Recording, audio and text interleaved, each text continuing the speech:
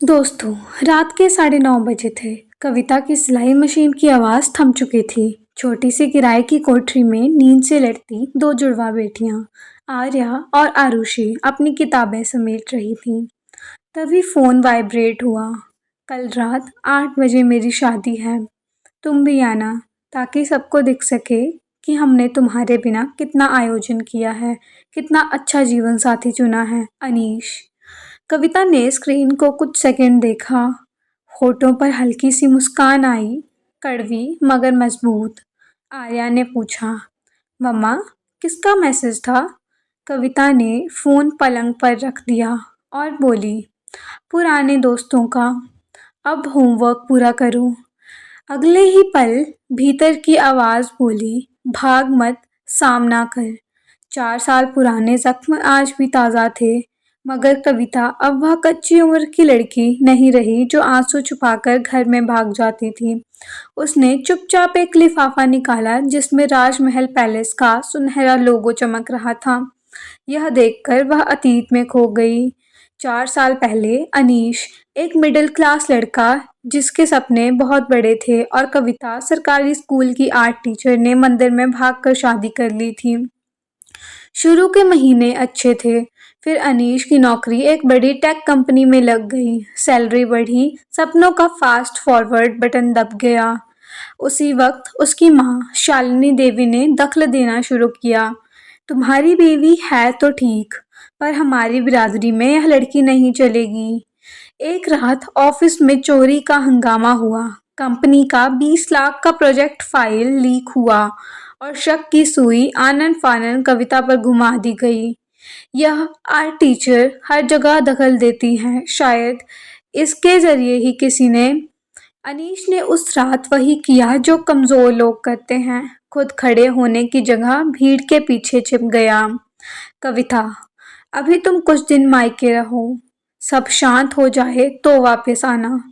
कविता की आंखें भर आईं। मुझ पर भरोसा नहीं? वह रात आखिरी थी। अगले दिन कविता चुपचाप चली गई और 1 महीना बाद उसे पता चला कि वह माँ बनने वाली है। वापस जाने की हिम्मत नहीं हुई। फोन पर भीगी आवाज में खुशखबरी बताई तो दूसरी तरफ से बस इतना आया, अभी मत आना, बातें बिगड़ जाएंगी, और कॉल कट। कविता ने उसी दिन फैसला लिया, दुनिया चाहे जो कहे, मैं अपने बच्चों को सिर ऊंचा करके पालूंगी। आज सिलाई मशीन से लेकर शोरूम तक किराए की कोठरी वही थी, मगर कविता अब वैसी नहीं रही। दिन में स्कूल में आर्ट पढ़ाती, रात में बुटीक पर डिज़ाइन बनाती। उसने शादी ब्याह के ट्रेंड समझे, हाथ की कढ़ाई को ब्रांडिंग सिखाई, और 2 साल में 4 लिटिल थ्रेड्स नाम से एक छोटा सा बुटीक स्टूडियो खोल लिया, अपनी 2 बेटियों के 4 नन्हे हाथों के नाम पर। एक वीडियो रील वायरल हुई। साड़ी तब भी क्लासिक थी, अब भी क्लासिक है। ऑर्डर बरस पड़े। राजमहल पैलेस शहर का सबसे शाही वेडिंग वेन्यू था। वहाँ की मालिक की बेटी की शादी में कविता ने आउटफिट कंसल्टिंग की। मालिक राजवीर सिंह ने पहली मीटिंग में ही कहा, तुम्हारी आंखों में डर नहीं, यकीन है, और बिजनेस में यही चाहिए। उस प्रोजेक्ट के बाद राजवीर ने उसे इवेंट विंग में छोटी सी हिस्सेदारी की पेशकश की। कविता ने कहा, सर, मेरे पास पूंजी कम है। राजवीर मुस्कुराए, तुम्हारा काम ही पूंजी है। हिस्सेदारी तुम कमाओगी, कागज मैं बनाऊंगा। आज वही कागज उसके लिफाफे में था। मैसेज पढ़कर कविता ने तय किया, जाऊंगी। क्यों नहीं?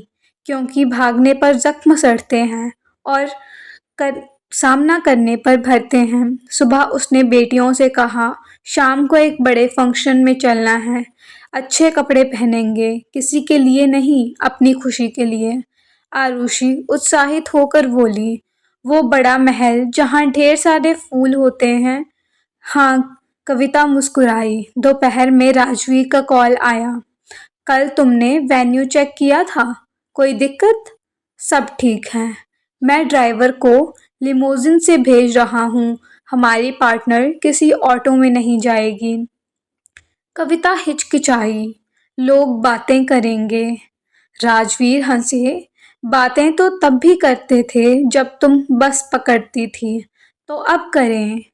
शाम के 7 बजे फोर लिटिल थ्रेड्स की तीनों मेंबर कविता, आर्या और आरुषि लाल रंग के सिंपल मगर एलिगेंट आउटफिट में निकलीं। जब सवेर लिमुजिन उनके सामने रुकी, पड़ोस की खिड़कियां खुल गईं। किसी ने कहा, देखा, आखिर अमीर घर की हैं। कविता ने बस मुस्कुराकर बच्चों का हाथ थाम लिया। राजमहल पैलेस की सीढ़ियां रोशनी से नहा रही थीं। फूलों की कतारें, लाइव सितार और कैमरों की चमक। अंदर मेहमानों में कानाफूसी हुई। वो देखो, अनीश की पहली बीवी, और यह दोनों लड़कियां कितनी मिलती हैं अनीश से। कविता के कदम नहीं डगमगाए। उसने गार्ड को स्माइल दी। गार्ड बोला, जी मैडम। उधर राजवीर सर ने कहा है, मिस पार्टनर के लिए खास एंट्री। सीढ़ियों के ऊपर से अनीश ने उसे पहली बार देखा। वो टक्सीडो में था। चेहरे पर आत्मविश्वास, पर आंखों में एक पल को झटका। बगल में दुल्हन रिया खड़ी थी, शहर के बड़े बिल्डर की बेटी। उसके चेहरे पर मुस्कान थी, लेकिन नजरों में तेज धार। तुम आ भी गई, अच्छा है, शो शुरू करते हैं। रिया ने सुबह ही इवेंट मैनेजर से कहा था, अनीश की एक साई की है, उसे गेस्ट हेल्प डेस्क पर लगा देना, पानी पिला दे तो अच्छी लगेगी। पर जब कविता पहुंची, मैनेजर बोला, मिस हेल्प डेस्क उस तरफ। कविता ने शांत स्वर में कहा, मैं मेहमान हूं और पार्टनर भी। पीछे से राजवीर आ गए। क्यों? पार्टनर को क्यों नहीं पहचानते? रिया दूर से सब देख रही थी। पार्टनर? ये कब हुआ? अनीश ने सहज दिखने की कोशिश की। कविता, कैसी हो? ठीक, कविता बोली। और तुम्हारी नई जिंदगी मुबारक। दोनों बच्चियां मासूमियत से अनीश को देख रही थीं। एक पल को उसका दिल कांपा, पर फिर खुद को संभाल लिया। इवेंट में एवी चलना था, पुरानी यादें। रिया का प्लान था अंत में एक फोटो आए अनीश और कविता की, और फिर कैप्शन, गलत चुनाव। लेकिन स्क्रीन पर जो उभरा उसने सबको चौंका दिया। सही समय पर गलत लोगों को छोड़ देना ही सही चुनाव होता है। Credit, four little threads and Rajmahal events. Hall में सनसनी मच गई। राजवीर मुस्कुराए। रिया का चेहरा उतर गया। फेरे से पहले पंडित ने आशीर्वाद के लिए बुलाया। शालिनी देवी मंच की ओर बढ़ी।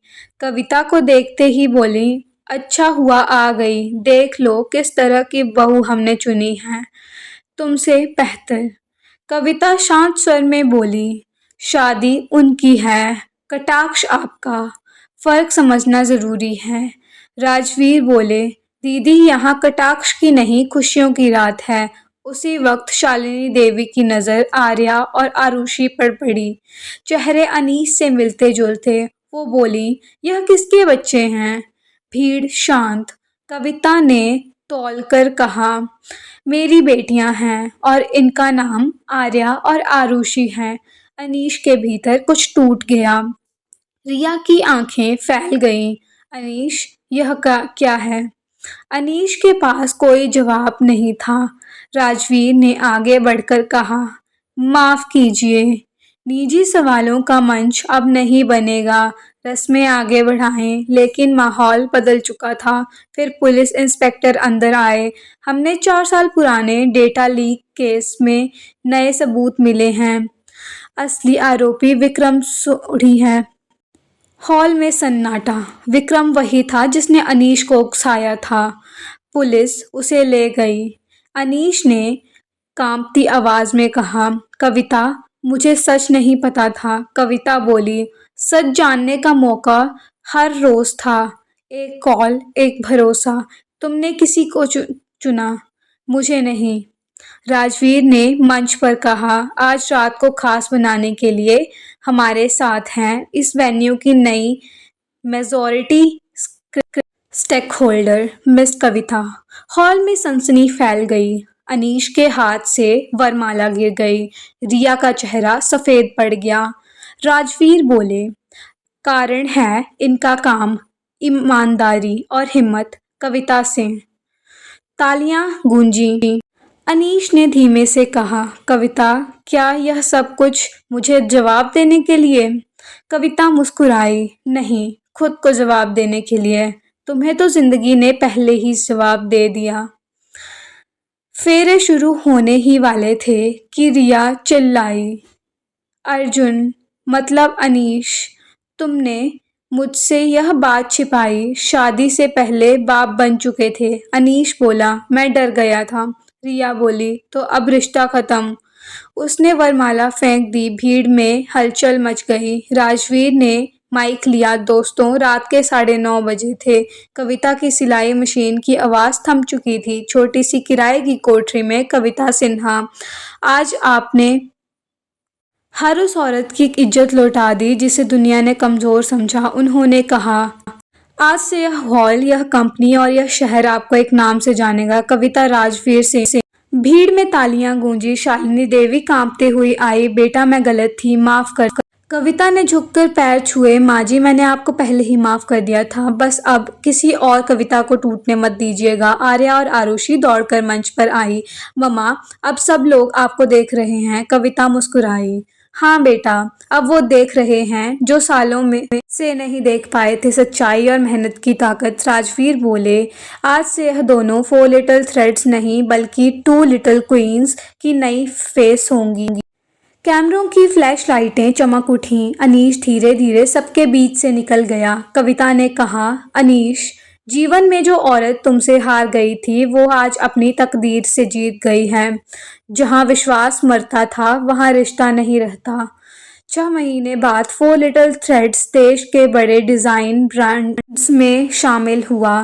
टीवी इंटरव्यू में कविता बोली, हर औरत के जीवन में एक अपमान का पल आता है, लेकिन अगर वो पल झुकने की जगह खड़े होने में बदल जाए तो वही पल उसका इतिहास लिख देता है। होस्ट ने पूछा, अगर आज अनीश माफी मांगे तो? कविता मुस्कुराई, माफी देना भी एक ताकत है और मैंने वो बहुत पहले सीख ली थी। जिसे लोग अपमान समझते हैं वही जिंदगी का सबसे बड़ा इम्तिहान होता है, और जो उस इम्तिहान को पास कर ले वही सम्मान कहलाता है। तो दोस्तों, आपको यह कहानी कैसी लगी? अपने विचार ज़रूर बताएं और कमेंट बॉक्स में अपनी राय ज़रूर लिखें कि हमें और कैसी कहानियाँ लेके आनी चाहिए। अगर आपको यह कहानी पसंद आई हो तो चैनल को सब्सक्राइब करें और इस वीडियो को लाइक करें और ज़्यादा से ज़्यादा शेयर करें ताकि हम अपनी और भी कहानियाँ आपके साथ व्यक्त कर सकें।